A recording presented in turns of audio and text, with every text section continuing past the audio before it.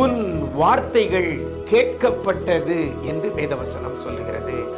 வித்தியாசம் உண்டாகும்படி செய்வேன் என்று கர்த்தர் சொல்கிறார்.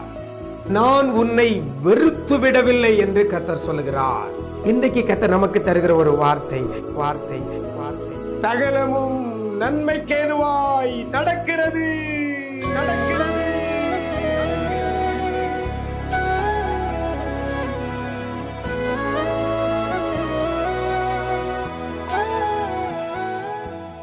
கிறிஸ்துவில் பிரியமானவர்களே, ஆண்டவரும் இரட்சகருமாகிய இயேசு கிறிஸ்துவின் ஈடு இணையற்ற நாமத்தில் உங்களுக்கு அன்பின் வாழ்த்துக்களை தெரிவிக்கிறேன். நல்லா இருக்கிறீங்களா?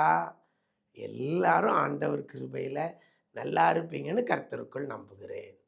இந்த நாளிலையும் இன்றைய விசேஷித்த வார்த்தை என்ற நிகழ்ச்சி மூலமாய் ஒரு வேதவசனத்தை உங்களோடு கூட பகிர்ந்து கொள்வதில் மிக்க மகிழ்ச்சி.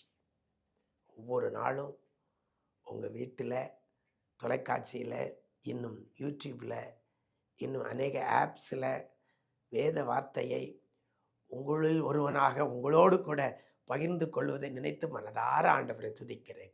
தொடர்ந்து இந்த தொலைக்காட்சி ஊழியத்துக்காக ஜெபியுங்கள். இன்னும் கர்த்தர் அநேகருக்கு பிரயோஜனமாக இதை மாற்றி கொடுப்பார்.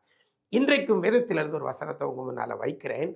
ரோமர் 8ஆம் அதிகாரம் 28ஆம் வசனத்தில் இவ்வாறாக சொல்லப்படுகிறது, சகலமும் நன்மைக்கேதுவாக நடக்கிறது. சகலமும் நன்மைக்கேதுவாக நடக்கிறது என்று வேதவசனம் சொல்லுகிறது.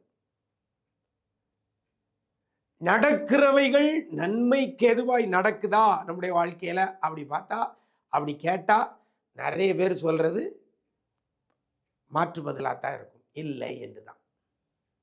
சில பேர் சொல்லுவாங்க, எனக்கு எது நடந்தாலும் கெட்டதாகவே நடக்குது, எதை கை வச்சாலும் அது வாய்க்க மாட்டுக்கு.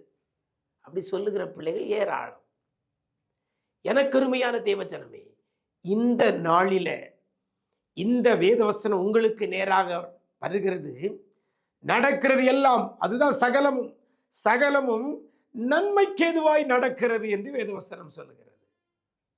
அப்போ நடக்கிறது எல்லாமே நன்மைக்கேதுவாய், தீமைக்கேதுவாக அல்ல, நன்மைக்கேதுவாய். அது எது நடந்தாலும் நன்மைக்கேதுவாய் நடக்கிறது. எனக்கு அருமையான தேவஜனமே, சகலம் ஒரு காரியம் அல்ல, ரெண்டு காரியம் அல்ல, எல்லாம் நடக்கிறது, எல்லாம் நன்மைக்கேதுவாய் நடக்கிறது. அப்படின்னா என் வாழ்க்கையில மாத்தி நடக்குதே அப்படின்னு நீங்க நினைக்கலாம். இல்ல, யாருக்கு சகலமும் நன்மைக்கேதுவாய் நடக்குதாம் வேதவசனம் சொல்லுகிறது. அந்த வசனத்துல தேவனிடத்தில் அன்பு கூறுகிறவர்களுக்கு, யாரெல்லாம் நம்முடைய கர்த்தரிடத்துல அன்பு கூறுகிறீர்களோ,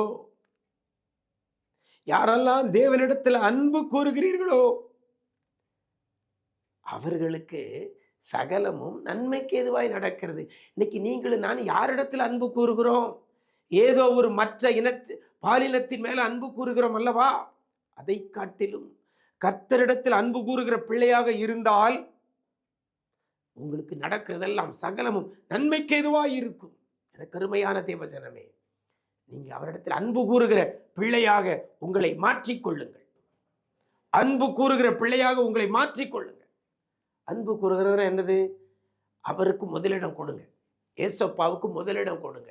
உடைய எல்லா காரியத்திலும் அவருக்கு முதலிடம் கொடுங்க. குடும்பம், மற்றவங்க, இதெல்லாம் ரெண்டாவது. முதல்ல கர்த்தருக்கு முதலிடம் கொடுங்க. நம்ம யாருக்கு முதலிடம் கொடுக்குறோமோ அவங்ககிட்ட தான் நம்ம அன்பா இருக்கிறோம். நம்ம அன்பா இருக்கிறதுனால தான் முதலிடம் கொடுக்குறோம். 10 பேர் உங்களை ஒரு இடத்துக்கு அழைக்கிறாங்க, 11ஆவது ஒருத்தர் அழைக்கிறாரு அப்படின்னா அவர் இடத்துக்கு போறீங்க. ஏன்?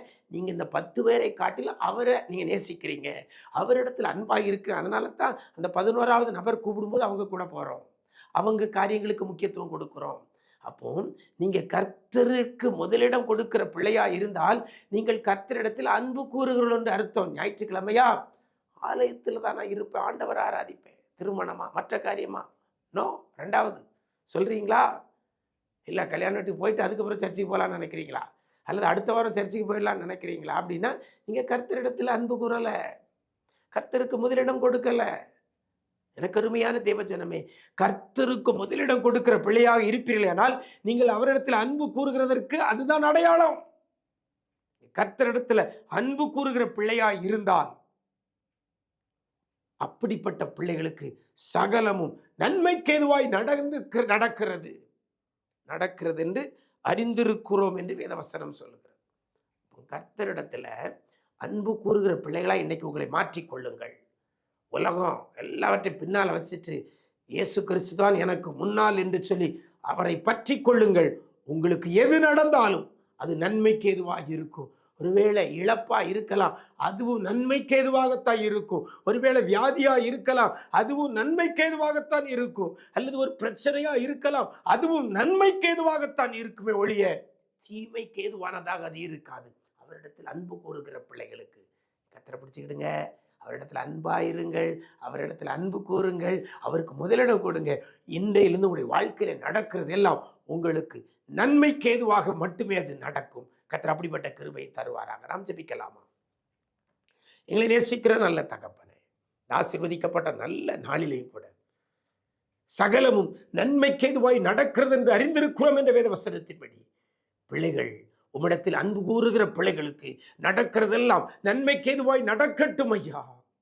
எந்த ஒரு காரியம் நடந்தாலும் அது நன்மைக்கு ஏதுவாய் நடக்கட்டும் ஆண்டவரே, நன்மைக்கு ஏதுவாய் நடக்கட்டும் அப்பா. என் தேவன் பெரிய காரியங்களை செய்யுங்க ஆண்டவரே. பிள்ளைகள் சோர்வுகளை மாற்றுங்க, பிள்ளைகள் நெருக்கடிகளை மாற்றுங்க, கண்ணீரை துடைங்கப்பா, வியாதிகளை மாற்றுங்க, உபத்திரவங்களை மாற்றுங்கப்பா.